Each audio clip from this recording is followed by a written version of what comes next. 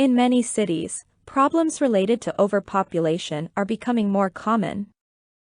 Some governments are now encouraging businesses and individuals to move out of cities to rural areas. Do the advantages of this trend outweigh the disadvantages? It is true that overpopulation has caused numerous problems for cities the world over. In response to this issue, states are incentivizing businesses and individuals in cities to relocate to outlying areas. There are certain challenges involved in this policy, but the benefits are far more significant.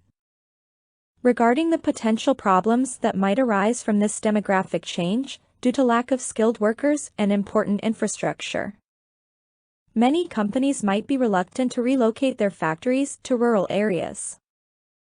Furthermore, public services such as healthcare and education in the countryside are often subpar and sometimes even non-existent. And these can be an obstacle preventing individuals in urban areas to migrate to rural ones. Therefore, in order for the aforementioned policy to work, governments must ensure that there is a skilled workforce in place, and subsidies should be invested in improving the infrastructure in rural places. Another step is to provide tax cuts for businesses that agree to move out of cities. These steps have proven effective in many countries such as Vietnam and are easy for governments to take. Since the perceived challenges associated with relocating factories and people from cities to rural places are relatively easy to overcome, the benefits of this move make it an extremely positive development. Firstly, roads in cities tend to be overcrowded, causing incessant congestion. With fewer people living and traveling in cities, the problem of traffic congestion can be alleviated.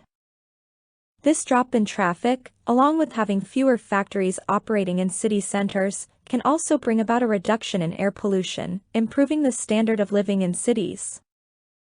Secondly, as business activity is dispersed towards rural areas, there will be more job opportunities for people in these places, allowing them to earn higher salaries and consequently enhancing their quality of life. In conclusion, the advantages of incentivizing companies and individuals to move out of the city centers definitely outweigh the disadvantages.